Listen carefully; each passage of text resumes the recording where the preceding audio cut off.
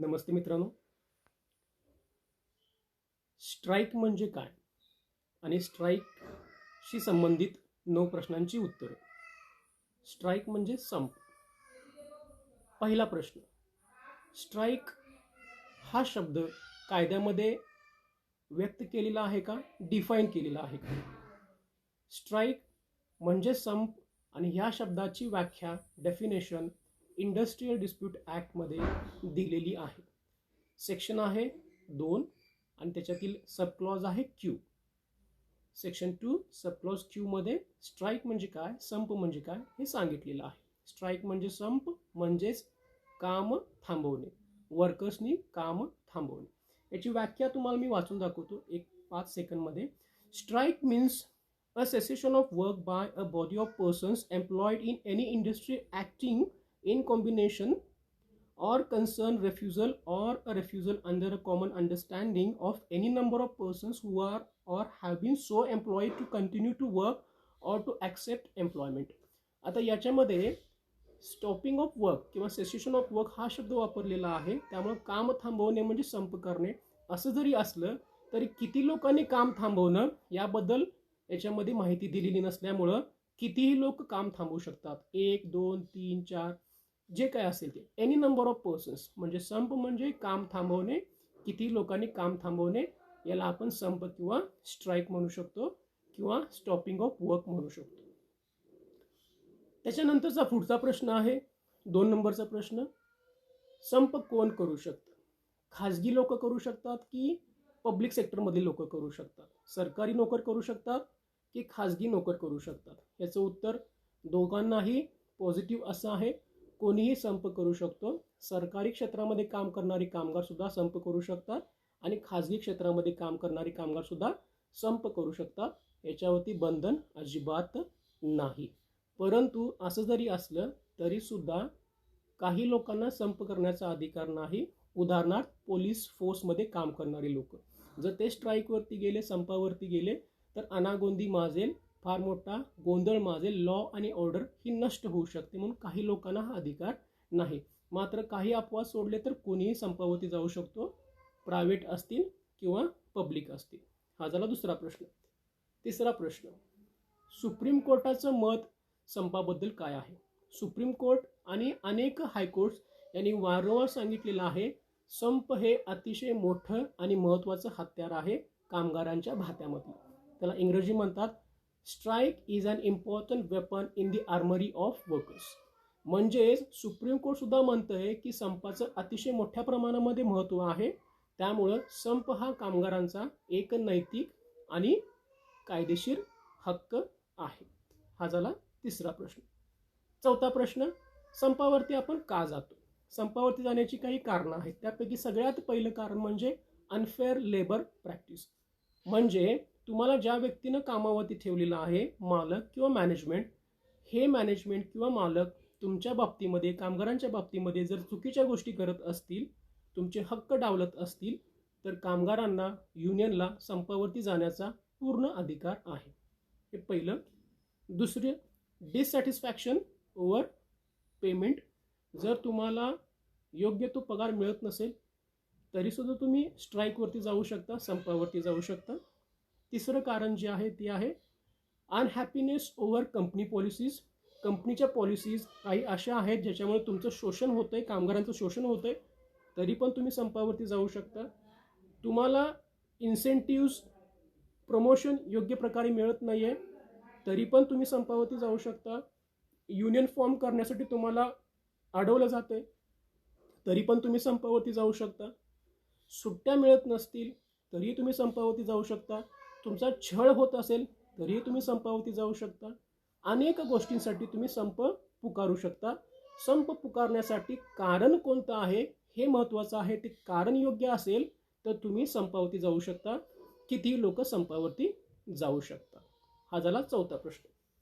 पाचवा प्रश्न जो आहे तो आहे संप करताना कोणकोणत्या प्रकारचे आपण संप करू शकतो?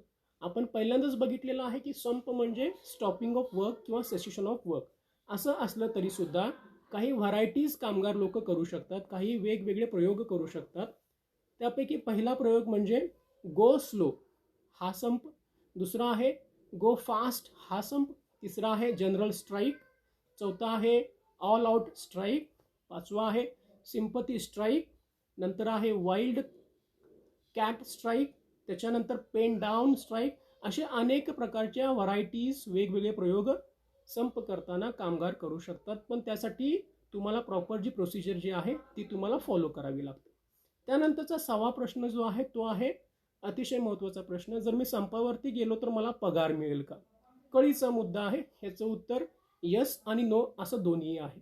सुप्रीम कोर्टानं एक पॉलिसी ठरवलेली आहे आणि ती काही अंशानं काही गोष्टींचा विचार करता ती योग्य सुद्धा आहे. ती म्हणजे नो वर्क नो प्ले. तुम्ही जर कामच करत नसाल तर तुम्हाला पगार का द्यायचा? मालकाचं हे म्हणणं काही अंशी बरोबर आहे. जर काम करत नसाल तर पगार का द्यायचा? नो वर्क नो पे हे प्रिन्सिपल भारतामध्ये लागू आहे, पण ते काही अंशी बरोबर आहे. हे पूर्ण अंशी बरोबर आहे असं मी म्हणणार नाही, त्याला काही अपवाद सुद्धा आहेत. आता अशा कोणत्या गोष्टी आहेत का की जर मी संपावरती गेलो तर मला पगार सुद्धा मिळेल? दोन्ही गोष्टी आहेत. संपावरती गेला तर तुम्हाला पगार मिळणार नाही, किंवा तुम्ही संपावरती गेला तरीही तुम्हाला पगार मिळेल. या दोन्ही गोष्टींचा आपण विचार करू. हा विचार करण्यापूर्वी संप याचे प्रकार कोणकोणते आहेत हे थोडंसं कायद्याच्या अँगलनं, दृष्टिकोनातून बघू. पहिला संप आहे इल्लीगल आणि अनजस्टिफाईड संप, म्हणजे बेकायदेशीर आणि कुठल्याही कारणाशिवाय पुकारलेला संप. दुसरा संप आहे लीगल अँड जस्टिफाईड स्ट्राईक, म्हणजे कायदेशीर आणि योग्य त्या कारणासाठी पुकारलेला संप. तिसरा संप आहे इल्लीगल बट जस्टिफाईड, बेकायदेशीर आहे परंतु संप पुकारण्याचं कारण योग्य आहे. चौथा संप आहे लीगल पण अनजस्टिफाईड, म्हणजे संप कायदेशीर आहे पण संप पुकारण्याचं कारण हे बेकायदेशीर आहे किंवा कारण योग्य नाही. अशा प्रकारच्या 4 गोष्टी आपण याच्यामध्ये ध्यानामध्ये घेतल्या पाहिजे. आता syndicate bank versus union of India या केसमध्ये सुप्रीम कोर्टाने एक निकाल दिलेला आहे. त्या निकालामध्ये सुप्रीम कोर्ट काय म्हणतं, स्ट्राईक केला तर नो वर्क नो पे ही पॉलिसी लागू होणार आहे, परंतु याला काही अपवाद आहेत. त्यातला पहिला आणि महत्त्वाचा अपवाद म्हणजे जर संप लीगल पण आहे आणि जस्टिफाईड पण आहे, म्हणजे कायदेशीर सुद्धा आहे, तसंच तो त्याचं कारण पण योग्य आहे. आपण जे 4 संप बघितले, कुठले कुठले बघितले? Illegal unjustified, legal justified, illegal justified, legal unjustified. यापैकी जर तुमचा संप लीगल आहे आणि जस्टिफाईड सुद्धा आहे, म्हणजे कायदेशीर सुद्धा आहे आणि त्याचं कारण पण जर योग्य असेल, तर अशा वेळेला सुप्रीम कोर्ट काय म्हणतं, एक ॲडज्युडिकेटर नेमला जावा, एक मध्यस्थ नेमला जावा, एक अधिकारी नेमला जावा आणि त्या अधिकाऱ्यानं हा संप का पुकारला याच्या कारणांचा शोध घ्यावा. या अधिकाऱ्यानं 2 गोष्टी बघायच्या, एक म्हणजे संप कायदेशीर आहे का, आणि दुसरी गोष्ट काय बघायची, संपाचं कारण योग्य होतं का. ह्या 2 गोष्टी जस्टिफाय झाल्या तर स्ट्राईक जो पुकारलेला आहे त्या कालावधीमधला पगार सुद्धा द्यायला आपण कंपनीला भाग पाडू शकतो. तर पगार मिळतो का स्ट्राईकच्या कालावधीमधला, याचं उत्तर यस आणि नो असं दोन्ही सुद्धा असल्यामुळं आपल्याला त्या परिस्थितीनुसार डिसिजन घ्यावा लागतो. त्यानंतर संप पुकारताना कोणकोणत्या गोष्टी आपण पाळल्या पाहिजेत. पहिली गोष्ट म्हणजे संप पुकारायचं असेल तर तुम्हाला एक लीगल नोटीस पाठवावी लागेल कंपनीच्या मॅनेजमेंटला.